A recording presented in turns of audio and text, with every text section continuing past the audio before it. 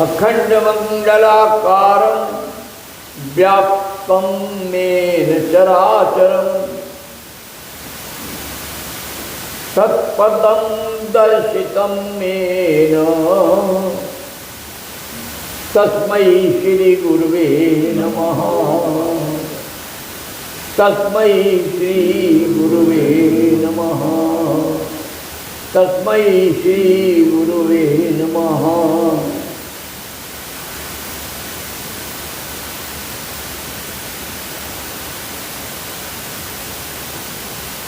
महा अवतारम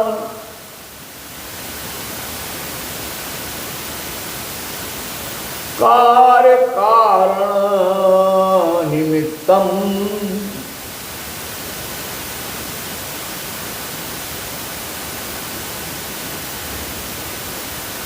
महायोगिराज प्रणमामि।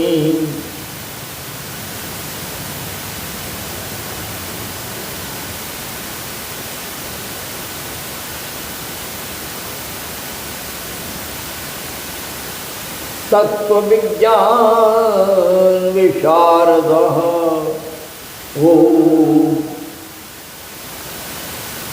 हमने महाअवतार बाबा का नाम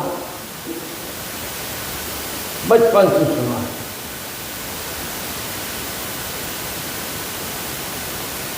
जो संत दक्षिण भारत में तलहटी में पैदा हुआ, अवतरित हुआ,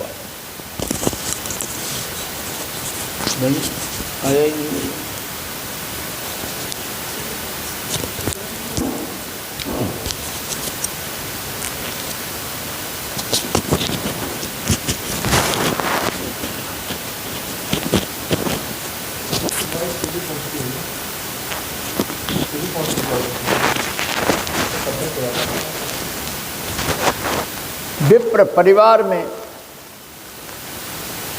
एक मंदिर के पुजारी के घर में इनका जन्म हुआ। बालक अद्भुत सुंदर था।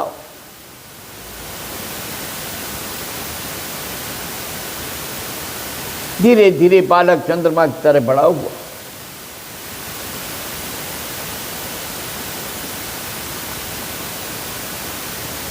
पिता का स्नेह, माता का स्नेह,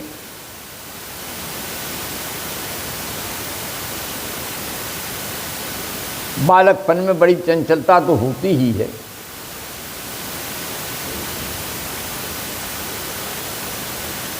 यह बालक भी चंचल था। तो दक्षिण भारत में पका हुआ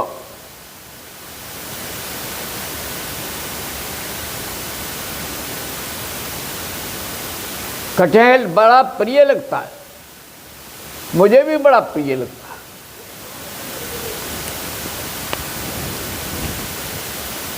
वो बहुत प्रसन्नता से खाते हैं। माँ एक कटहल लाई, बड़ा सा कटहल था, सब बच्चों को बांट दूंगी, घर में बांट दूंगी। बालक ने सारा स्वयं ही खा लिया। इस पर माँ क्रोधित हुई। बालक डर के घर से भाग गया और बालक को अकेला देख करके वहाँ कोई बच्चा हरण वाली वहाँ से ले गई, किसी को बेच दिया। बिक जाने पर बालक वहाँ से अन्य स्थान आ गया।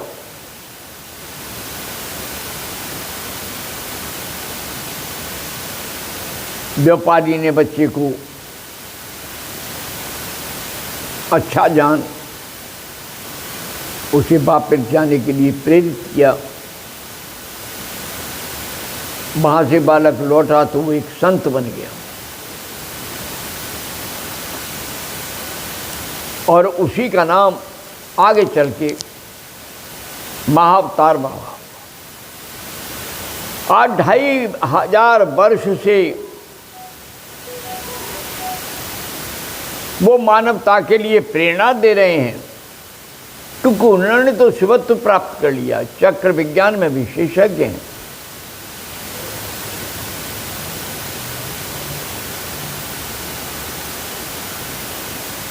क्रिया योग के सर्वश्रेष्ठ महापुरुष हैं वर्ष में।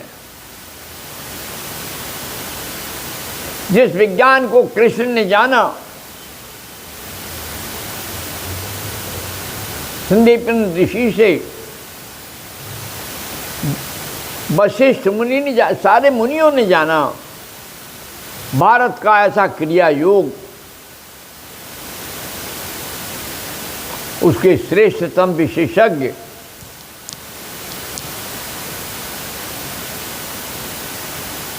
क्योंकि उनकी शिक्षा तो अगस्त मुनि की तत्वावधान में हुई।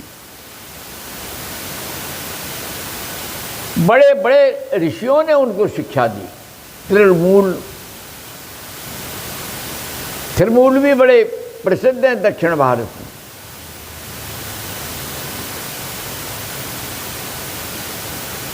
बाबा के वर्तमान युग में सबसे, इस युग में उन्होंने अपने इस योग महायोग विज्ञान को, क्रिया योग विज्ञान को प्रचारित करने के लिए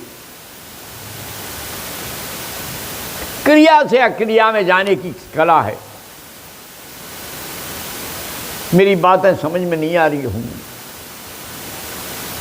थोड़ी कठिन है। मनुष्य क्रिया करता है, अज्ञान पूर्वक भी करता है, ज्ञान पूर्वक भी करता है। उस क्रिया में कर्तापन का भाव शिशु भाव में नहीं होता, स्वाभाविक होता है। लेकिन जब अहंकार आ जाता है, मन बुद्धि आ जाती है, तो चक्र विज्ञान धुंधला पड़ जाता है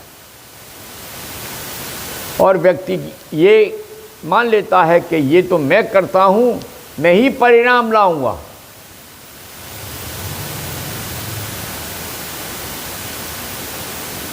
जो दुर्भाग्यशाली होता है और वो केवल फल की कामना से कर्म करता है।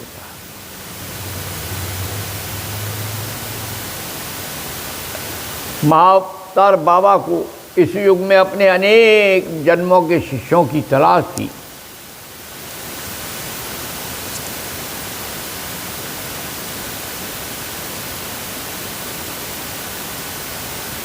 बनारस में एक लहड़ी महाशय थे, श्यामाचरण लहड़ी। वो पार्सल विभाग में थे, रेलवे में।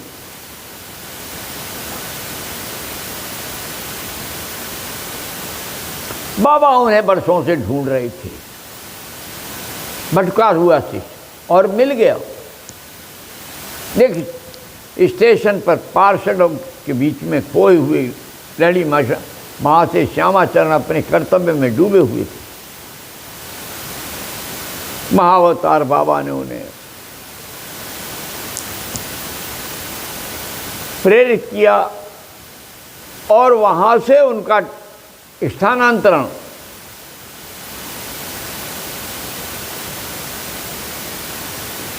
हमारे रानीखेत में सेना का एक कार्यालय खुला। वहाँ रेलवे सप्लाई का रेलवे विभाग का वितरण प्रणाली का कार्यालय खुला। वहाँ से बाबा ने अपनी शक्ति, ऊर्जा शक्ति से प्रेरित करके अधिकारियों से श्यामाचरण का यहाँ स्थानांतरण करा दिया। आज भी वो स्थान यहाँ है। रानीखेत से आगे दूनागिरी पर द्रोणगढ़ पर्वत पर भी जब श्यामाचरण यहाँ आए, उन्होंने वहाँ एक भगवा वस्त्रधारी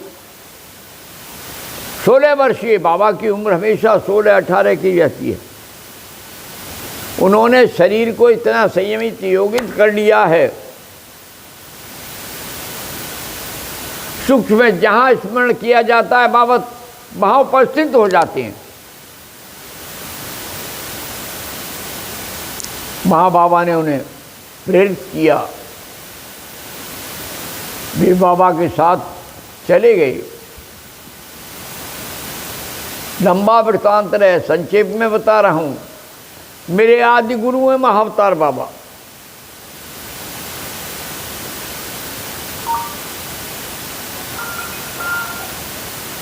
यद्यपि मैं गोरक्षनाथ परंपरा का हूं,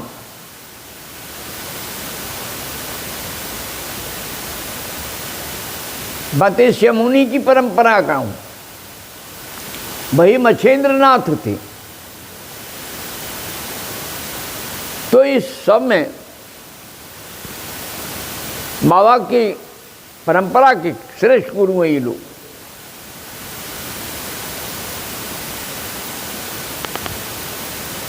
बाबा ने उनको दीक्षा दी क्रिया योग की, और उसके बाद उनका कहा कि जब तू मुझे याद करेगा मैं आ जाऊंगा। वहां से उतरकर मुरादाबाद में श्यामाचरण जी अपने संबंधियों के बीच आए।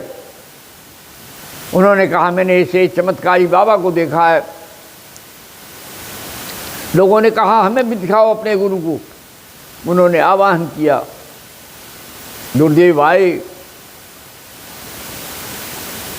आकाश मार्ग से कमरे में द्वार बंद, लेकिन गुरुदेव प्रवेश करे गए। वहाँ पहुँचे, देखा एक प्रकाश आया और वहीं पर घटना घटी।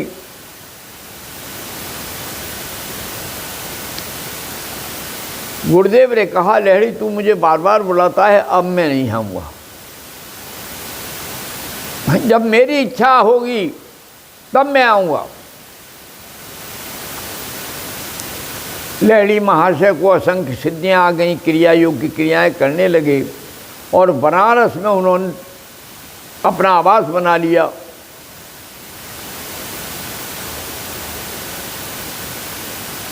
अनेक मुक्तेश्वर, युक्तेश्वर गिरी, असंख्य लोग लहड़ी महाशय के शिष्य हो गए और बाबा कुंभ पर उनके यहाँ आते थे बनारस, तब उन्हें भेंट करती। मुझे भी दर्शन कुंभ में प्रयागराज में हुआ।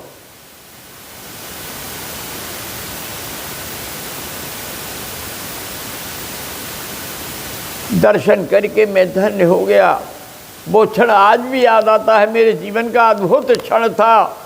मैं अपने राम कृष्ण ठाकुर को याद करता था। चलते फिरते उठने उठते बैठे रामकृष्ण परमहंस को ही मैं अपना आधार मानता हूँ, क्योंकि 3, 4, 5 यानी कितने जन्मों से वो मेरे लिए खिलौने की तरह खिला रहे हैं।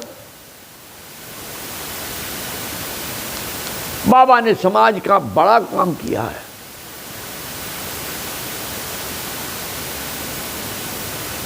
आज भी उनकी ऊर्जा उस गुफा में विद्यमान है, रानी खेत से ऊपर द्रोणागिरी पर। जो चाहे उन्हें दर्शन करते हैं। अब तो बड़े बड़े फिल्मी एक्टर जाकर के उनकी अनुभूति को प्राप्त करते हैं।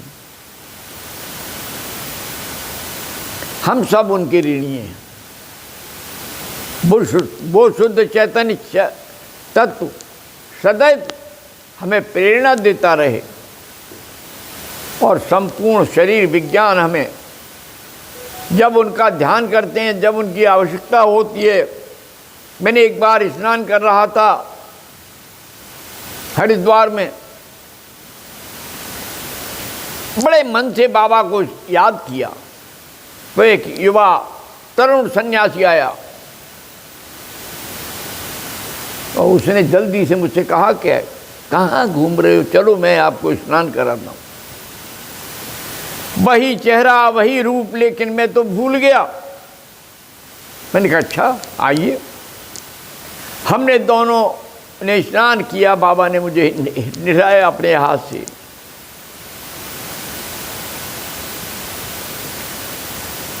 सन्यासी ने कहा चलो मेरे साथ एक मेरा वाहन चालक था, उससे कहा मैंने कि केले ले आओ, मैं भी खा लूँ, बाबा को भी खिला दूँ। उन्होंने कहा ना, मैं अभी आपको एक बढ़िया चीज़ खिला दूँ। और उन्होंने जल्दी से अपने भीतर को हाथ डाला जाने किसमें, और उन्होंने कुछ फल निकाला, अद्भुत फल था, खाया मैंने। और जब मैंने केले खिलाए तो उन्होंने 2 केले खाए, और उसके बाद पता नहीं कहाँ गए। मैं देख रहा हूँ गाड़ी के पास से जाने कहाँ चले गए।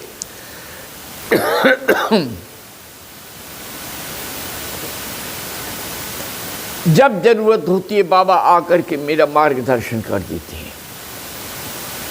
जब आपत्ति होती है बाबा सब क्षण में,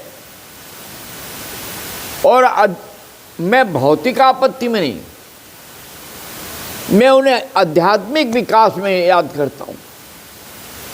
ठाकुर तो करा ही रहे हैं।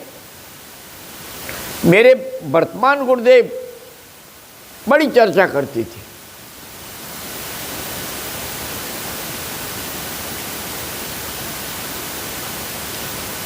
बंगलौर वाले साईं में भी कभी कभी बड़ा अद्भुत आनंद आता था, लेकिन बाबा का स्मरण तो इतना पवित्र है, चलते उठते बैठते सारे ऋषियों से मिलवा देते हैं। बाबा को सत सत प्रणाम, सत सत प्रणाम, सत सत प्रणाम। ओम शांति शांति शांति। जय माँ, जय भगवती, जय गुरुदेव। ओम। बहुत काटा है, तुमने तो सुना।